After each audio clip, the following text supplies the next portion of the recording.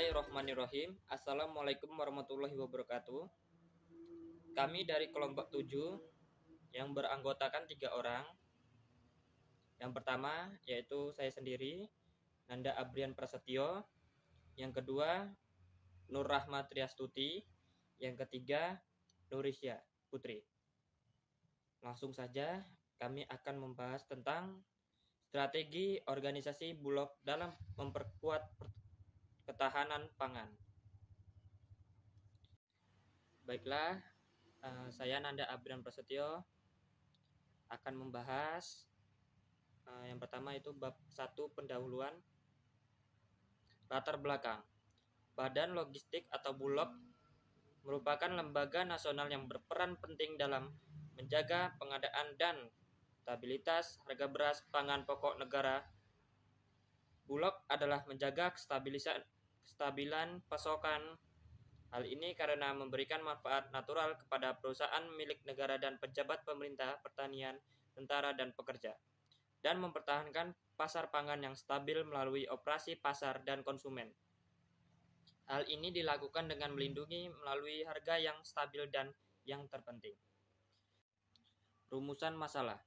Berdasarkan uraian di atas, maka rumusan masalah yang didapat adalah sebagai berikut.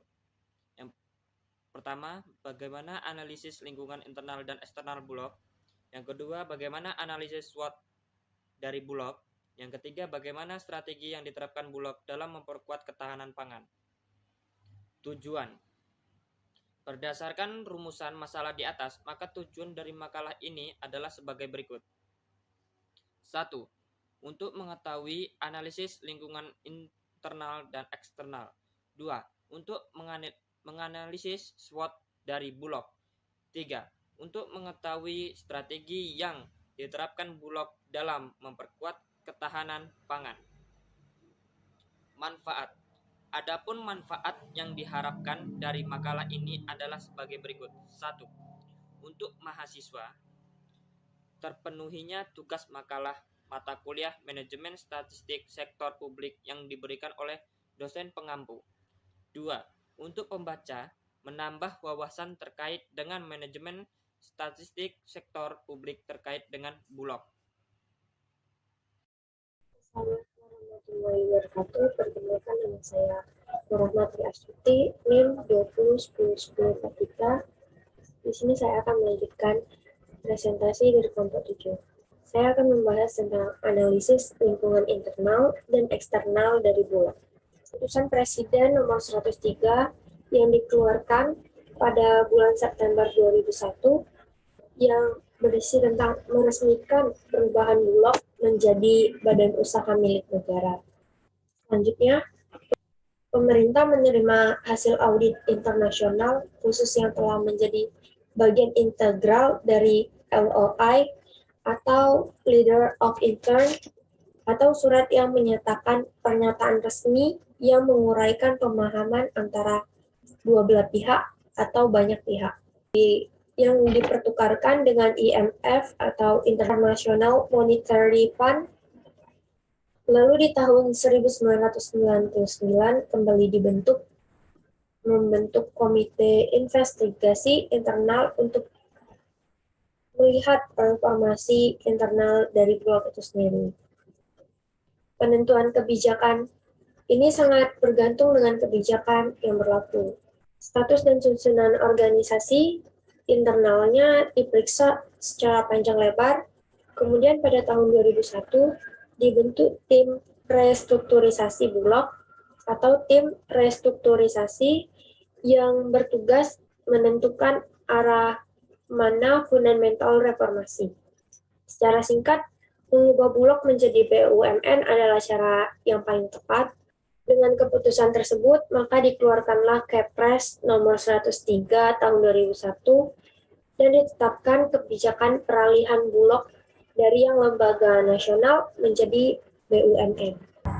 Di dalam lingkungan internal dan eksternal ini terbagi ke dalam 5 klaster. Yang pertama yaitu Bulog melakukan penekanan pada fungsi sosial ekonomi, mengingat Bulog merupakan perusahaan milik negara dengan prioritas utama yaitu menyalurkan pangan secara merata ke seluruh pelosok Indonesia.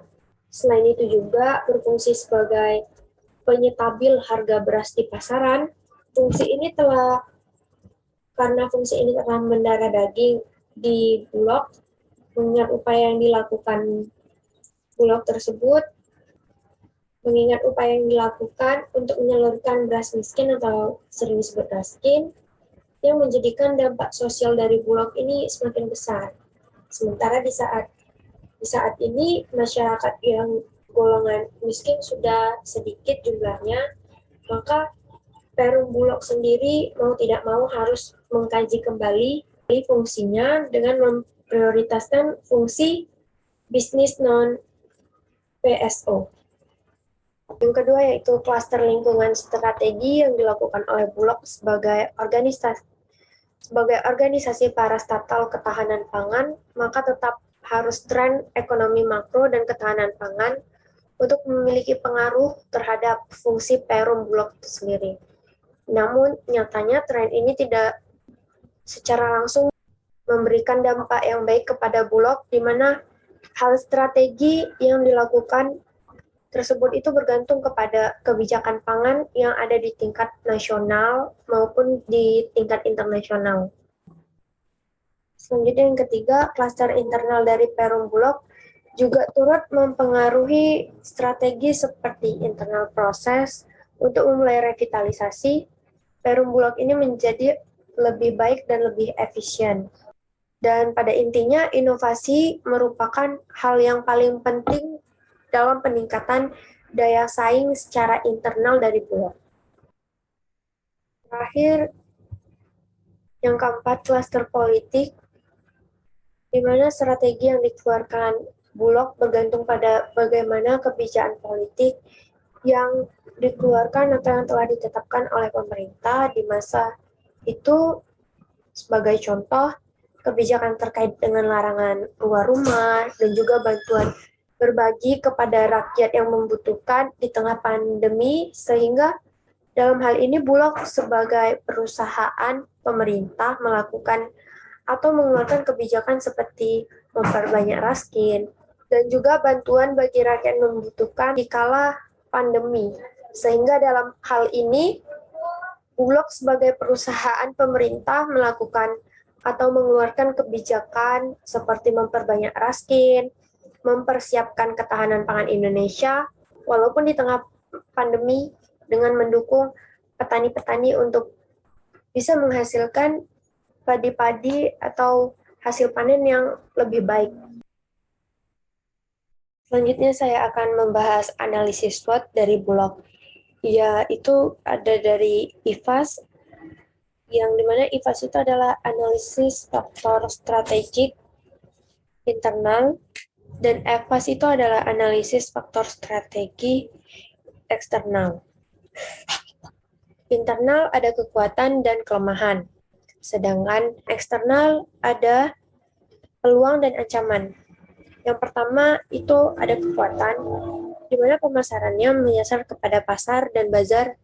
Hal ini untuk memudahkan dalam pendistribusian. Yang kedua, harga beras yang lebih terjangkau. Yang ketiga, dukungan pemerintah turut memberikan sumbangsih bagi harga beras. Kelemahannya yaitu yang pertama, kualitas Bulog ini jauh dari kualitas beras dari pesaing. Yang kedua, hanya disediakan di pasar tradisional saja. Yang ketiga, tidak dapat menyentuh seluruh lapisan Indonesia. Selanjutnya yang dari eksternal itu ada peluang. Yang pertama, pertumbuhan penduduk berkembang pesat. Sedangkan yang kedua, meningkatnya supermarket dan minimarket. Selanjutnya ada threats atau ancaman. Yang pertama, kualitas impor beras yang lebih bagus. Yang kedua, adanya pemanasan global sehingga membuat petani menjadi gagal panen, banyak merek beras yang beredar di lapangan. Selanjutnya kita akan menyilangkan antara internal dan eksternal. Yang pertama selanjutnya kita analisis strategi melalui S dan O atau kekuatan dan peluang. Yang pertama itu penetapan faktor monopoli dalam penggilingan gandum dan distribusi kedelai. Sedangkan yang kedua, mengendalikan harga domestik beras melalui operasi pasar, pengelolaan buffer, stok, dan ketahanan pangan itu sendiri.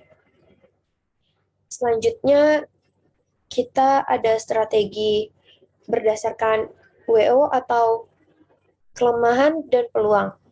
Di mana yang pertama, membuat rumah pangan dan membuat penjaringan di berbagai daerah untuk sebagai pendistribusian. Yang kedua, meningkatkan produksi dan penjualan komoditas pokok komersial. Selanjutnya kita ada strategi berdasarkan S dan T atau kekuatan dan ancaman.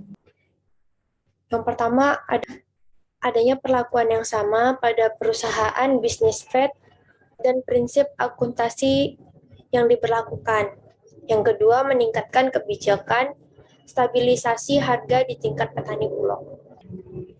Yang ketiga, ada pengolahan data yang dikeluarkan dalam laporan tahunan bulog. Selanjutnya kita ada strategi berdasarkan W dan T atau kelemahan dan ancaman.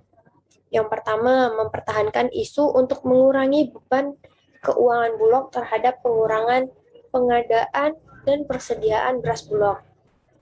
Dan yang kedua, mengatasi permasalahan gagal panen dengan melakukan intensifikasi pertanian tidak hanya beras, namun komoditas-komoditas lainnya yang menunjang ketahanan pangan. Sekian dari saya, selanjutnya akan disampaikan oleh rekan saya, Nurisha Putri. Assalamualaikum warahmatullahi wabarakatuh. Perkenalkan, saya Nurisha Putri. Baik, di sini saya akan melanjutkan, yaitu saya akan membahas strategi yang diterapkan Bulog dalam memperkuat ketahanan pangan. Di sini menurut sebuah studi oleh Frank Ellis dari University of East Anglia, petani menyimpan dan tidak menjual beras terutama untuk konsumsi keluarga. Kebijakan stabilisasi harga di tingkat petani bulog penting dan operasi pengadaannya penting selama musim panen pertama dari Februari hingga Mei. Tetapi aliran beras musiman terutama dengan petani akan diproses oleh pedagang. Untuk itu, Ellis meyakini bahwa ruang lingkup proses pengadaan bulog dapat dikurangi.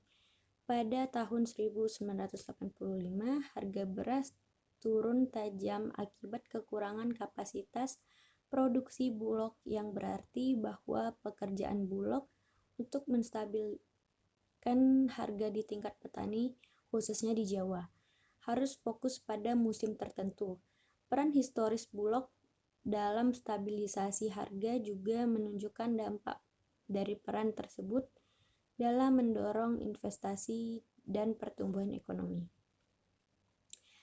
Selanjutnya, dengan melakukan analisis dari berbagai kelemahan dan kekuatan dari bulog, diiringi pula dengan ancaman dari pesaing dan lingkungan bisnis bulog, maka didapatkan beberapa strategi yang didapatkan untuk meningkatkan daya saing dalam peningkatan ketahanan pangan, antara lain adalah dengan kluster fungsi yang terdiri dari aspek sosial ekonomi, bisnis public service obligatin, non-PSO. Kluster lainnya adalah kluster lingkungan yang termasuk ke dalam ketahanan pangan ini dan ekonomi makro. Kluster internal dari bulog sendiri yang dipengaruhi pertumbuhan, cara belajar, proses internal, pelanggan keuangan, dan pihak-pihak yang terkait. Kemudian kluster kebijakan pemerintah yang meliputi regulasi, penguatan dan transformasi, serta kluster terakhir yaitu kluster strategi yang meliputi nilai dari strategi pengembangan pasar dan juga efisiensi dari bulog. Nah, adapun kesimpulan yang dapat ditarik adalah sebagai berikut. 1. Berdasarkan hasil penelitian terdahulu menyatakan bahwa dengan melakukan analisis dari berbagai kelemahan dan kekuatan dari bulog diiringi pula dengan ancaman dari pesaing dan lingkungan bisnis Bulog, maka didapatkan beberapa strategi yang didapatkan untuk meningkatkan daya saing dalam peningkatan ketahanan pangan. 2. Analisis SWOT adalah analisis yang didasarkan dari kekuatan, kelemahan, peluang, dan tantangan suatu produk guna menentukan strategi yang tepat untuk mengatasi permasalahan tersebut. Pertama, kekuatan, kelemahan, peluang, dan ancaman. Ketiga, berdasarkan pengolahan data yang ada di dalam laporan tahunan yang dikeluarkan Bulog, berdasarkan kesimpulan bahwa dalam kegiatan bisnis yang dilakukan Bulog telah mendapatkan surplus pada keuntungan di mana lebih besar dari target yang ditetapkan. Hal ini berarti strategi yang diterapkan oleh Bulog telah efektif dan efisien. Nah, saran agar makalah ini dapat dipergunakan sebagai bahan referensi terhadap manajemen, statistik, sektor publik sehingga kita dapat memahami hal apa yang dipaparkan dalam materi ini. Kami berharap mahasiswa dapat memahami dan mengetahui terkait manajemen statistik sektor publik.